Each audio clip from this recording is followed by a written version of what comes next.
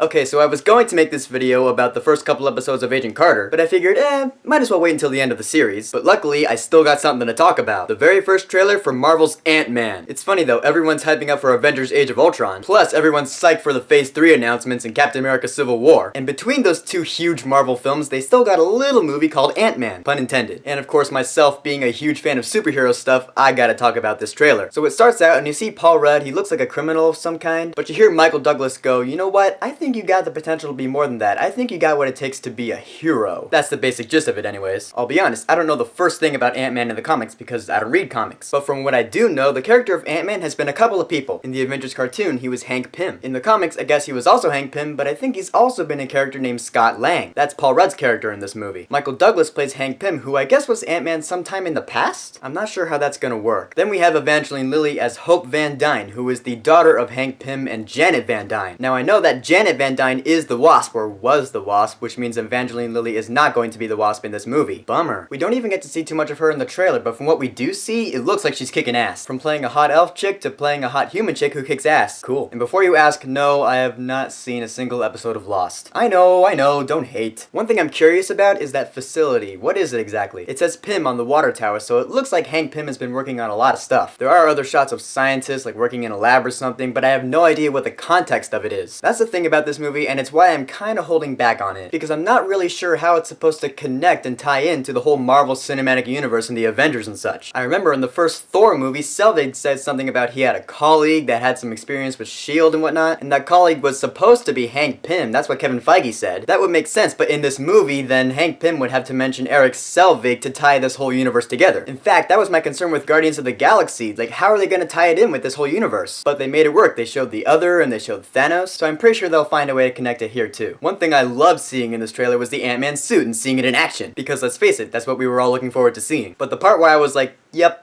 it's a Marvel movie, was when you see him flying on the ant. That looks pretty freaking cool. That's the thing that was teased on the posters and at Comic-Con, and it's what I was personally looking forward to seeing the most, because this is apparently what Ant-Man is known for doing. But the thing is, just because Ant-Man can shrink, how does that help him fight bad guys? I guess we'll have to find out. I was actually disappointed that we didn't get to see any villain in this trailer. I know the villain in this movie is supposed to be Yellow Jacket, played by Corey Stoll, but I wanted to see him because I saw the promo art, and Yellow Jacket looks badass. We get a shot of the guy who looks like he's going to be the villain, but I wanted to see the actual Yellow Jacket. I'm pretty sure we'll see him in the second trailer, at least I'm hoping so, but for now, nothing. Too bad. And don't get me wrong, I trust that Marvel Studios knows what they're doing with this movie, because they haven't given us a bad steer yet, and at this point I doubt they ever will. The reason I'm holding back on this film is because I don't really know too much about how it connects and ties in with the whole Marvel Cinematic Universe, especially since it comes out only 2 months after Age of Ultron. This is the last movie of Phase 2, and I want it to seem that way when I see this movie. Hopefully when it comes out in July, it'll make sense and tie everything together. I like the part at the end of the trailer where Scott Lang asks Hank Pym, is it too late to change the name? Because let's face it, Ant-Man is not the most attractive superhero name. It adds kind of a comedy vibe to this movie, which actually kind of puts me on edge. It scares me when a superhero movie trailer leans towards the comedy vibe, but I learned from Guardians of the Galaxy that it can be okay. Guardians was really funny, but it also knew when it was time to get serious, so I'm okay with it for now. So my final verdict on this trailer, it's a good one, but I'm not like hanging on the edge of my seat in anticipation of this movie. We'll see. I'm not a huge fan of the teaser poster either. They're really playing up the fact that he can shrink and stuff. So the first trailer for Ant-Man, have you seen it and what did you think about it? And if there's anything you think I should know about Ant-Man from the comics, please go ahead and tell me in a comment. And